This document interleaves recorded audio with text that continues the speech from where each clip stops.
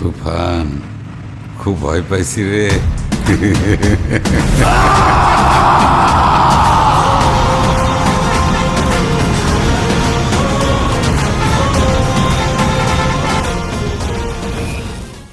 Hello everyone, আসসালামু আলাইকুম। কি অবস্থা সবার, কেমন আছেন? জি আলহামদুলিল্লাহ ভালো আছি।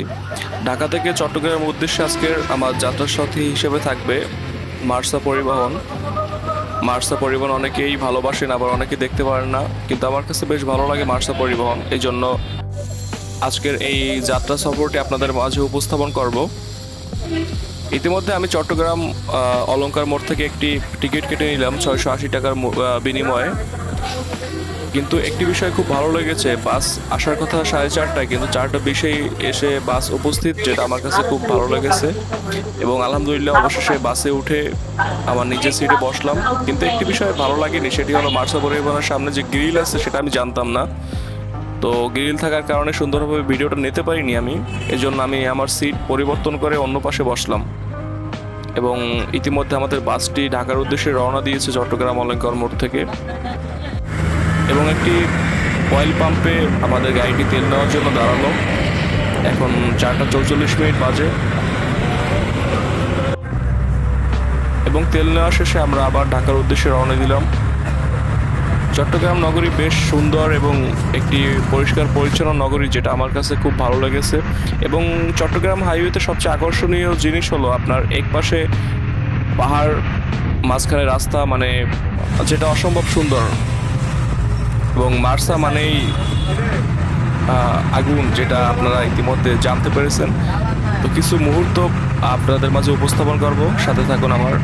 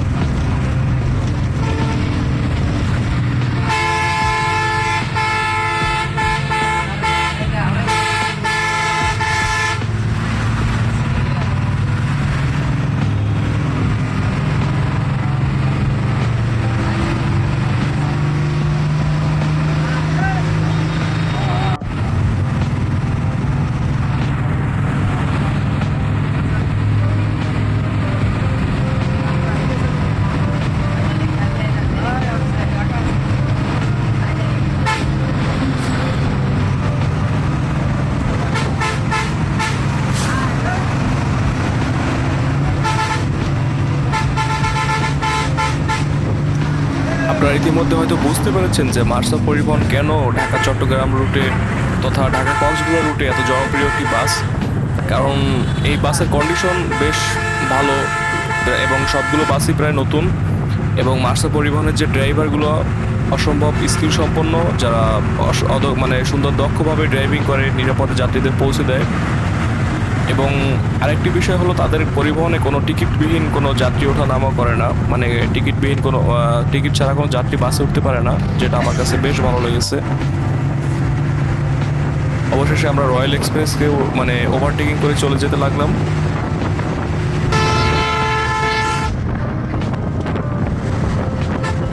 আর ঢাকা চট্টগ্রাম রুটে সবচেয়ে বেশি একটি আতঙ্কের নাম হলো ট্রাক। এই রুটে আপনারা দেখতে পারবেন প্রচুর পরিমাণ ট্রাক।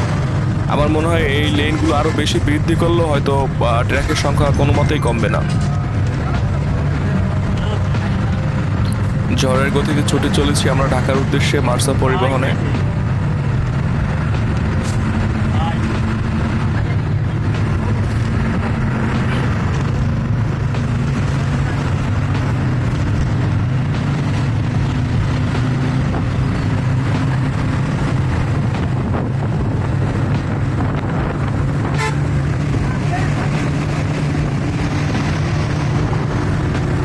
তো দেখতে দেখতে সন্ধ্যা হয়ে আসলো এবং সন্ধ্যার পরেই প্রচুর বৃষ্টির সম্মুখীন হলাম আমরা, এবং ড্রাইভার সাহেব খুব সাবধানে গাড়ি চালাতে লাগলেন আমাদেরকে নিয়ে।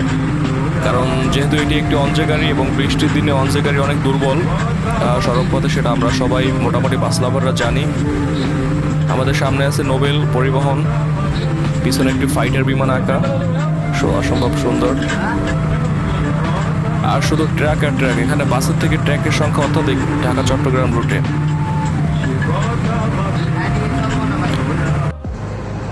এবং আলহামদুলিল্লাহ দেখতে দেখতে আমরা এখন মিয়ামি রেস্টুরেন্ট, যেটা কুমিল্লায় অবস্থিত, এখানে একটি ব্রেক দিল বাস, এবং এখান থেকে আমরা মানে খাবার খেয়ে নিলাম যার যার মতো সবাই।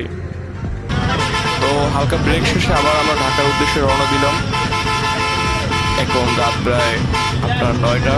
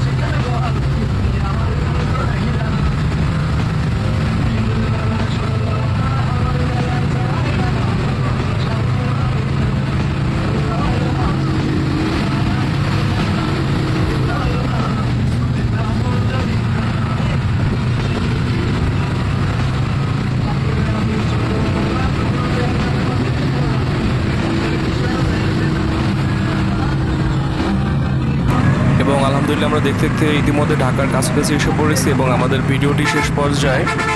আমাদের ঢাকা থেকে আমাদের চট্টগ্রাম থেকে ঢাকা আসতে আপনার মোট 6 ঘন্টা লেগেছে এবং ইতিমধ্যে আমরা যাত্রাবাড়ির কাছাকাছি এসে পড়েছি।